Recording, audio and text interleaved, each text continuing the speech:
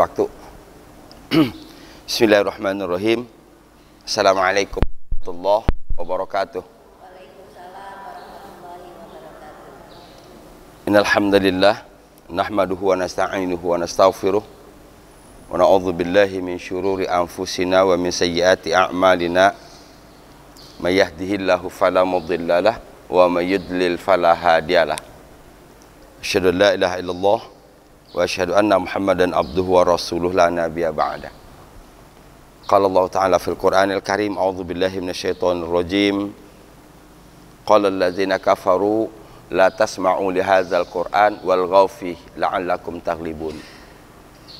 Qala Rasulullah sallallahu alaihi wasallam, man qara'al Qur'an lam yuraddu ila arzalil umur.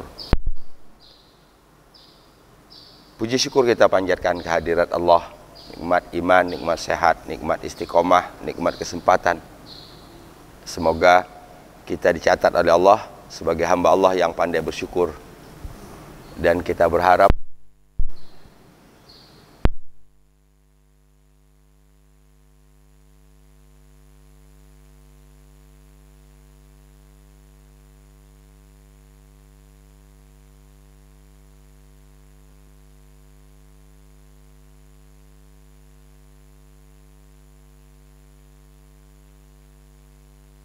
pada Allah Subhanahu wa Ta'ala. Nah, inilah yang terus harus dipupuk, sehingga kalau di awal surat Al-Baqarah disebut yash'urun, menyadari betapa besarnya nikmat yang diberikan oleh Allah kepada kita, menyadari betapa batasnya ibadah yang kita lakukan kepada Allah. Sehingga dari dua variabel ini kita berharap muncul rasa haya. Haya artinya malu. Malu, ibadah kita sedikit, nikmat yang kita dapat banyak, ya. Nah, dari haya itulah kita berharap mudah-mudahan akan terus menambah apa? Kualitas. Saya ulangi lagi. Menambah apa? Kualitas. Karena kalau soal kuantitas saya rasa umat ini sudah cukup banyak, ya, dalam beribadah.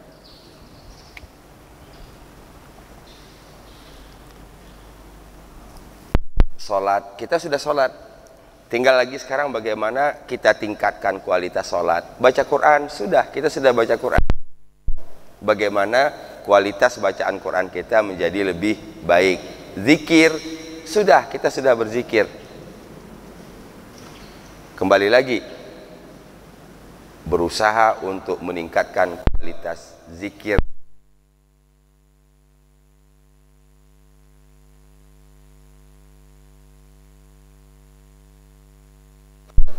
Karena ibadah dalam Islam itu pada dasarnya hanya ada dua, berkaitan dengan perbuatan dan berkaitan dengan ucapan, betul?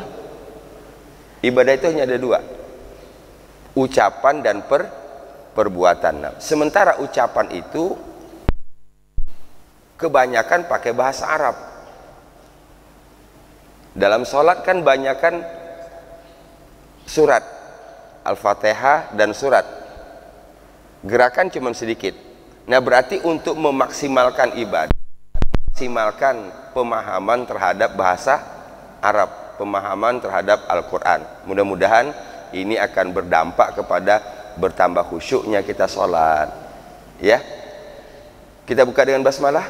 Bismillahirrahmanirrahim. Terakhir ayat ke-72.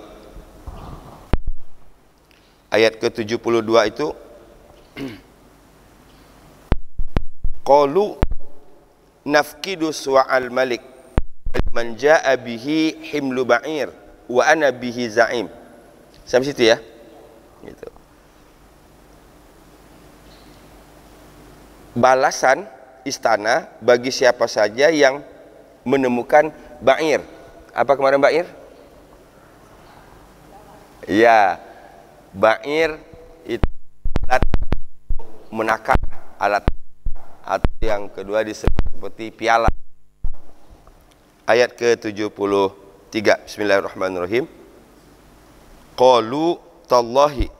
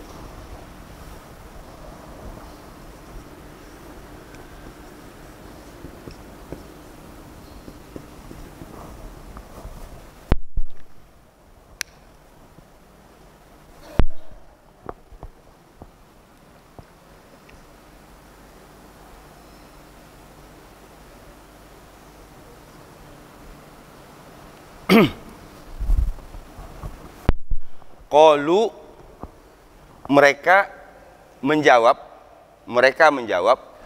Kalau di ayat ke-72 akhir itu adalah ucapan orang istana. Kayak itu. Ini kan, ini kita dibawa. Ini pembicaraan antara orang istana dengan saudara-saudara Yusuf. Kalau di ayat ke-72 itu disebutkan bahwa siapa yang menemukan, kan itu? Siapa yang menemukan ba'ir, maka dia akan mendapatkan imbalan seberat bawaan onta. Nah, di ayat ke-73 jawaban dari saudara-saudara Yusuf. Apa kata saudara-saudara Yusuf? Qalu, mereka menjawab. Nah, di sini lebih enaknya bukan diartikan mereka berkata, tapi mereka menjawab. Tallahi. Ini kita temukan di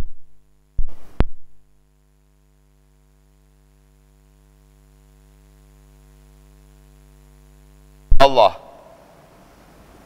Ini taknya ini huruf qasam. Tak itu huruf qasam. Huruf qasam itu ada.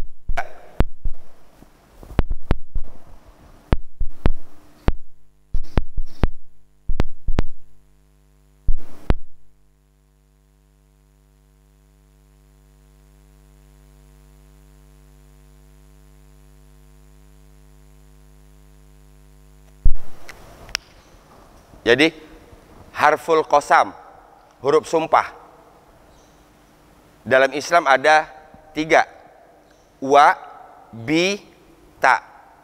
Yang paling banyak kita temukan di Al-Quran wa.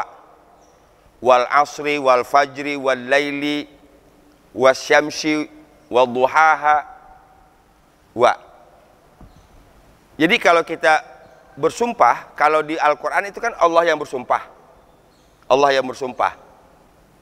Kalau Allah bersumpah, maka sandaran sumpahnya adalah makhluk. Oke, kita garis bawahi dulu ini.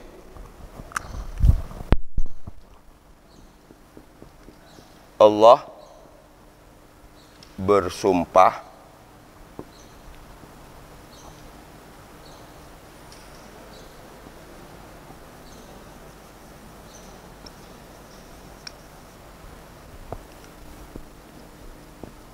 makhluk. Yang disebut dengan sandaran sumpah itu misalnya wal asri. Nih. Sesudah huruf sumpah, huruf qasam, maka ini disebut dengan sandaran sumpah. Wal fajri, berarti sandaran sumpahnya apa? Al fajri. Wal laili, sandaran sumpahnya lail. Nah, itu wal fajri, wal asri, wal laili, wasyamsi, wal qamari, wal najmi. Itu semuanya makhluk. Karena yang bersumpah adalah Allah. Tapi kalau kita yang bersumpah, maka sandaran sumpah kita adalah Allah. Nggak boleh kita misalnya bersumpah demi bulan, demi matahari, nggak boleh. Bisa dipahami? Saya tidak dengar ada umat Islam yang mengatakan demi bulan, demi matahari. Tapi ada satu kesalahannya, demi Rasulullah. Iya, demi Rasulullah nggak boleh.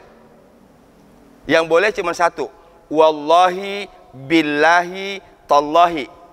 Mau pakai redaksi, pakai wa, wallah, pakai bi boleh, billah, pakai ta boleh, tallah.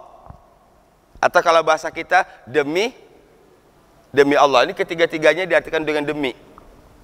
Berarti sandaran sumpahnya adalah Allah. Jadi kalau Allah bersumpah, sandaran sumpahnya adalah makhluk. Tapi kalau makhluk bersumpah, sandaran sumpahnya adalah Allah. Ini ta huruf qasam, berarti Allah sebagai apa di sini? sandaran sumpah. Sandaran sumpah. Dari mana tahu ta ini huruf qasam? Ini baris. Jadi kalau yang dijadikan sandaran sumpah, maka baris akhir kata bendanya itu harus kasroh. Al-Quran kecualiannya cuma satu, ad-duha. Itu karena huruf ilat.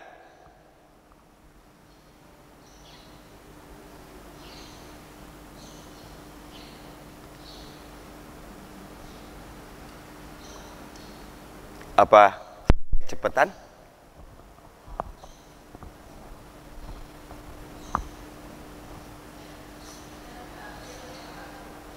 Ya Bu, harful qasam. Karena itu dua kata yang digabung jadi satu, jadi idhofah. Harful qasami. Ini harus u, ini harus.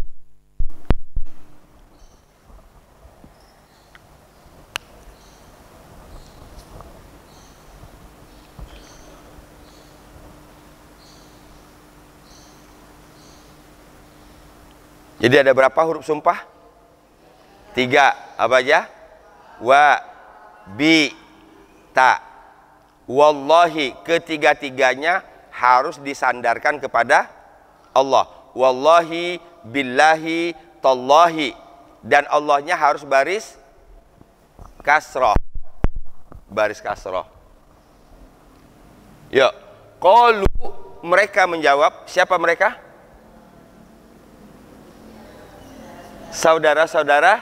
Saudara-saudara Yusuf. Tallahi, demi Allah. Laqad, sungguh. Laqad, sungguh. Sahabat Quran yang dirahmati Allah, kalau ada huruf qad, sekarang pelajaran lain lagi. Ada huruf qad, maka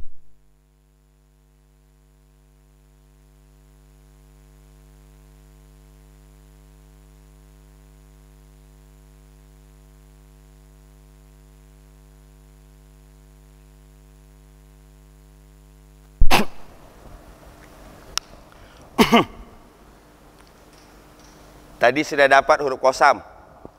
Sekarang dapat yang kedua lagi.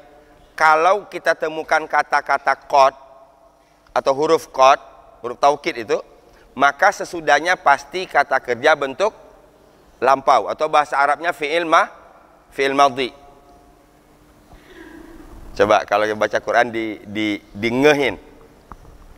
Laqad khalaqnal insana fi ahsani taqwim. Laqad, ada qad juga.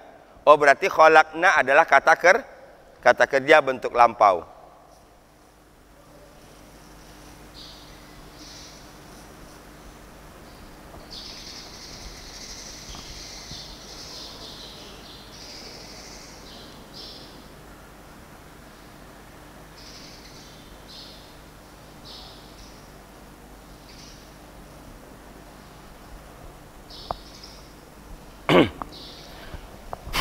Saya ulang.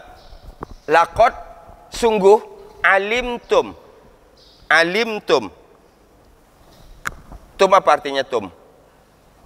Kalian. Tum, kalian. Dia sama dengan kum.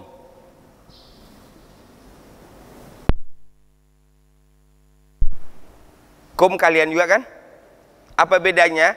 Kalau kum ini kata benda, kalau tum pasti kata kan sering pertanyaan begini, Pak Ustadz, tum sama kum kan artinya sama-sama kalian. Bedanya apa sih? Kalau tum pasti kata kerja, kalau kum kata benda. Misalnya kita membuat anak kalian. Anak kalian. Berarti kaliannya kata benda kan? Pakai kum di situ. Auladukum. Diri kalian. Anfusukum.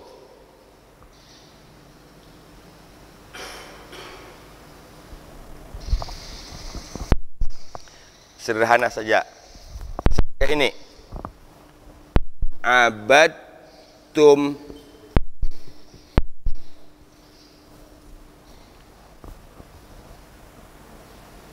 Abadtum. Ini kata benda apa kata kerja? Kata?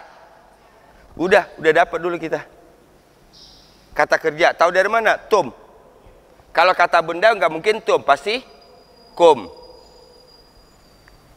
Rumah kalian, baitukum. Gitu. Faham? Sama-sama kalian. Jadi kalau kalian sebagai objek, kalian sebagai kepunyaan, dengan bedakan dengan kalian sebagai pelaku.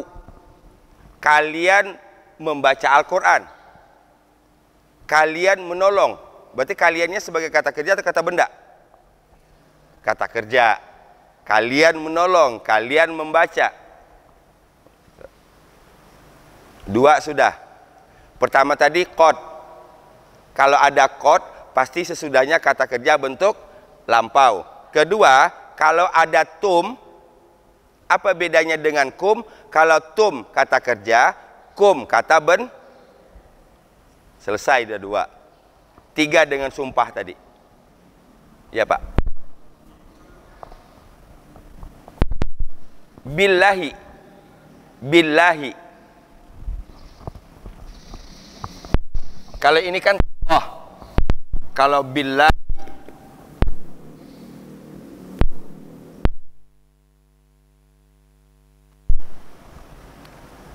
demi Allah.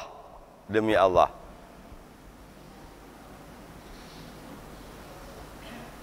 Sampai di situ aja udah banyak dapat ilmunya kan? Betul? Sampai di situ aja udah banyak dapat ilmunya. Berarti dari sini ada yang harus kita tangkap. Kalau demikian, yang dibutuhkan adalah baca Qur'annya perlu alon-alon. Gitu. Oh ada qad. Oh berarti sesudahnya kata kerja. Enggak ada qad, tapi ada tum. Oh berarti ini satu rangkaian, nggak bisa dipisah. Oke, saya ulang lagi. Kalau kum tadi kata benda, kalau tum kata kerja. Kalau kum itu bisa dipisah dengan kata sebelumnya. Contoh,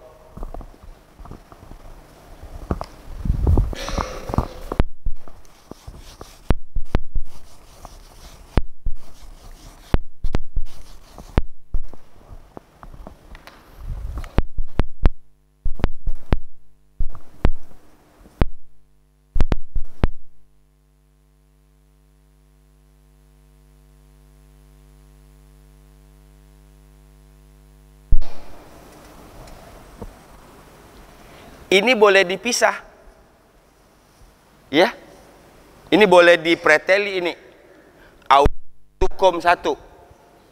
Tapi kalau ini nggak bisa. Tum nggak pernah berdiri sendiri. Jadi dari sini abad tum ini satu kesatuan, nggak boleh dipotong tumnya. Abad ditambah tum nggak ada.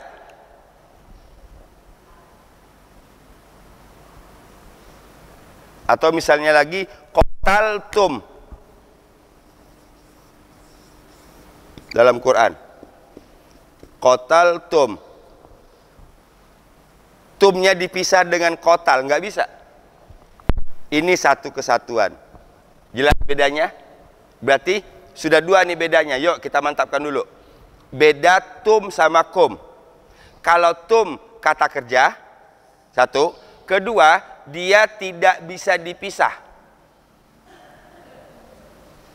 Saya ulang. Tum kata kerja dan dia tidak bisa dipisah dengan kata sebelumnya. Contoh, abtum, qataltum, nggak bisa dipisah dari sini ke sini. Tapi kalau kum kata benda dan dia bisa dipisah. Contoh, auladukum, aulad, anak-anak, kum kalian, auladukum anak-anak kalian.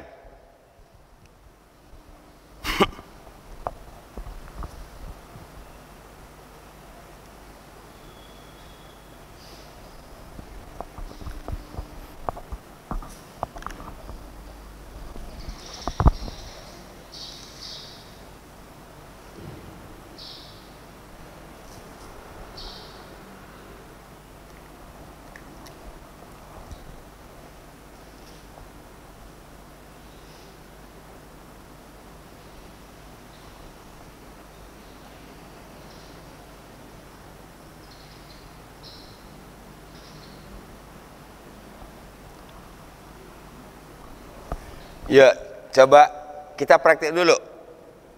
Karena kita sudah lumayan lama ini belajar bahasa Arabnya. Tapi kenyataannya, ketika praktek, ketika baca Quran sendiri, itu seakan-akan kita nggak ngerti. Boleh buka surat Al-Kafirun. Coba buka surat Al-Kafirun.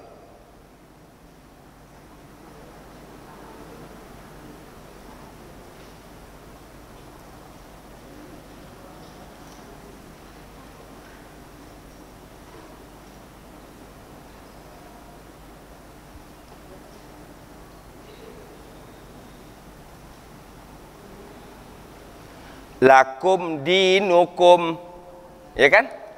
Lakum dinukum. Berarti kedua-duanya kata benda. Lakum kata benda, dinukum kata benda. Dinukum bisa dipisah nggak? Bisa. Bisa. Din satu, kum satu. Di atas lagi. La a'budu ma ta'budun wa la antum 'abiduna ma a'bud. Ma abattum fi'il madhi. Tidak bisa dipisah kan? Tum nggak bisa dipisah. Jadi maksud saya, dengan ilmu kita yang sedikit seperti itu, tetapi diaplikasikan sehingga nanti akhirnya menjadi tambah banyak. Oh, ini kata benda, ini dia bisa dipisah. Oh, ini kata kerja dengan tumnya nggak boleh dipisah.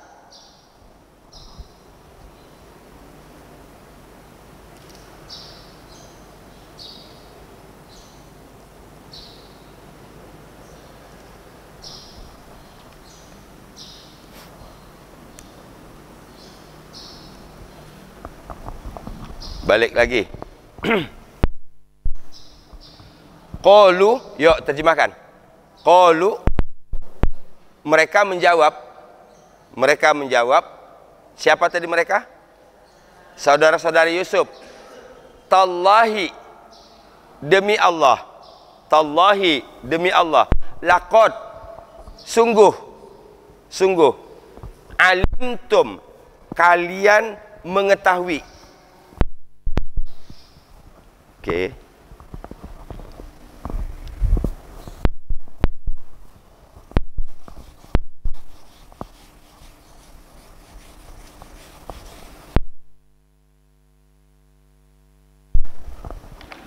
Perbedaan yang ketiga, kum sama tum. Pertama tadi bedanya apa? Kata benda dan kata kerja. Kedua, bisa dipisah dan tidak bisa dipisah. Sekarang yang ketiga, cara menerjemahkan.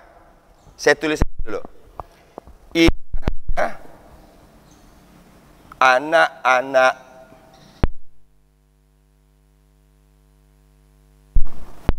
ini kalian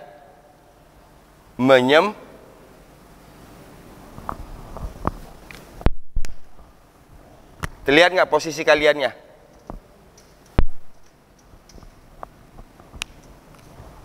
Oh, ini kita urai benar nih. Satu aja, modal tum sama kum aja. Kalau kum berarti menerjemahkannya, kumnya itu di belakang. Titik-titik kalian. Lakum, bagi kalian. Dinukum, agama kalian. Kalau di sini auladu, anak-anak kalian. Tapi kalau abattum, kalian dulu. Kalian menyembah. Qataltum, kalian membunuh. Jadi kalau ibu ketemu dengan ini, misalnya kita tidak tahu auladnya, titik-titik aja dulu. Titik-titik kalian. Misalnya ibu nggak tahu nih qataltum apa artinya. Kalian titik-titik. Faham? Keren. 3 sudah bedanya.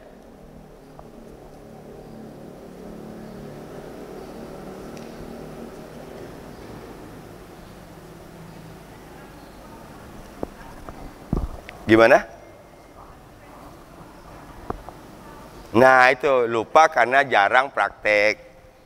Lupa karena praktek. Padahal kita kan setiap hari baca Quran. Dan yang dibutuhkan adalah yash'urun.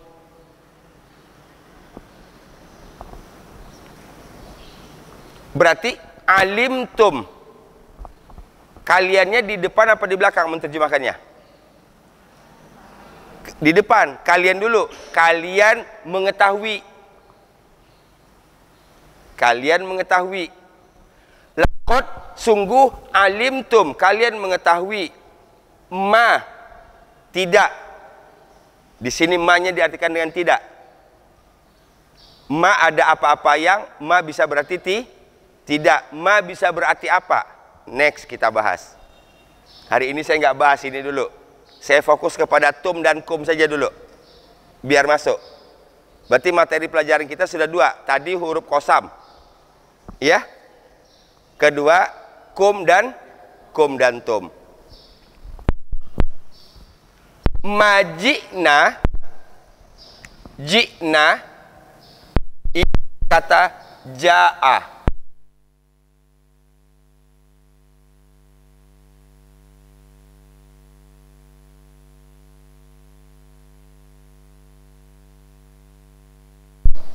Nanya kami. Berarti jikna kami dulu. Kami telah datang. Jikna kami telah datang. Kalau kita sudah paham telahnya nggak usah disebut. Kami datang. Ma tadi artinya apa? Tidak. Ma tidak. Kalau majikna artinya kami tidak. Alhamdulillah.